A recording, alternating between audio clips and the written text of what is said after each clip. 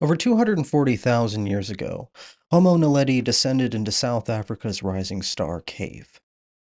Not to shelter, not to hunt, but to bury. They carried their dead through 18-centimeter passages, up jagged stone climbs, and down into the Earth's deepest chamber, all for someone they'd never see again. This is the moment Homo Naledi asked, what if there's more than ending? This is that journey. Just beyond rising stars, a love letter to Homo Naledi.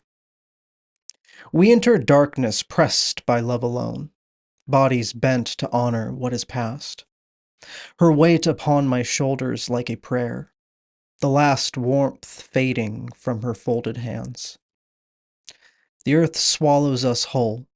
25 centimeters of stone ceiling crushes breath to whispers, ribs scraping dolomite as we press forward, through passages carved by patient water. Each exhale earned, each heartbeat measured, against the weight of carrying her home to whatever lies beyond our knowing. Blackness so complete, it has texture, thick as grief, heavy as questions we cannot yet form into words. Does something of her spirit linger?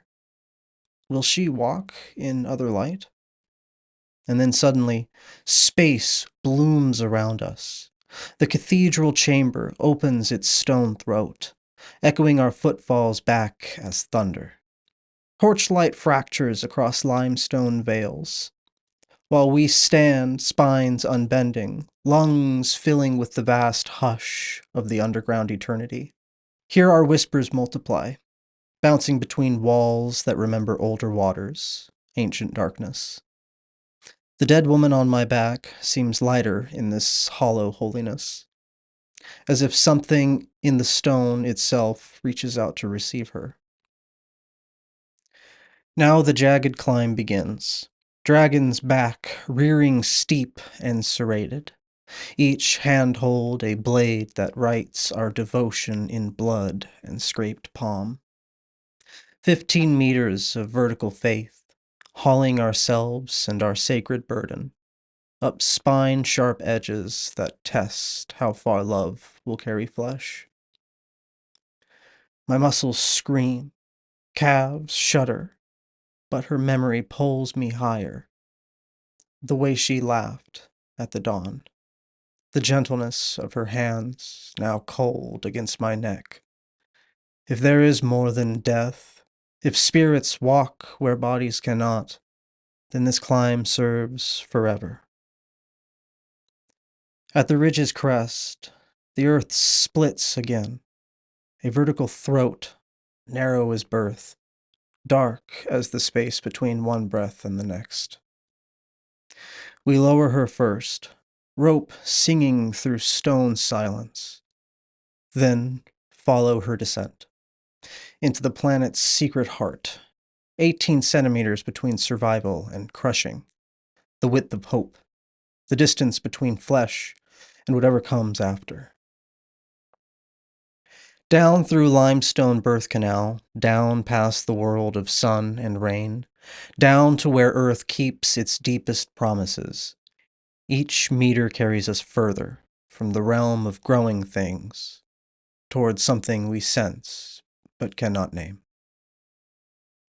Finally, the burial chamber. Silence so profound, it presses against our souls, like the first thoughts of eternity. Here in this stone womb, 30 meters below the world she knew, we arrange her limbs in the posture of first arrival.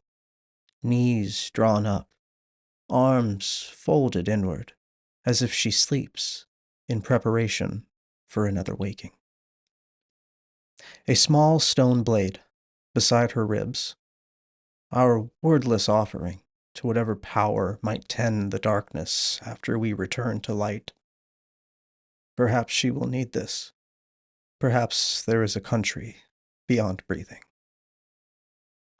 In the torch flicker, shadows dance on stone walls, like spirits we almost recognize. The first questions humanity will spend millennia trying to answer stir in our ancient minds. Are we more than flesh and bone? Does love survive the body's failure? What part of her still listens to our whispered farewells? We do not know, but we hope. Hope enough to carry her weight through passages that test the limit of devotion. Hope enough to dig this careful grave in stone dark silence.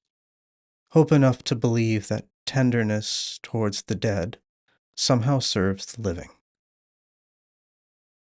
The ascent feels longer. Dragon's back becomes mountain. The birth canal tightens around our grief-swollen hearts. But we climb because love lifts us towards daylight, towards the world where her absence will teach us to remember. When we finally emerge, squinting in late afternoon sun, we carry something new. Not just the weight of loss, but the weight of wondering. If death is a doorway rather than a wall. Behind us, the cave keeps its stone silent vigil over our first attempts to honor what we cannot understand, but somehow know exceeds our understanding.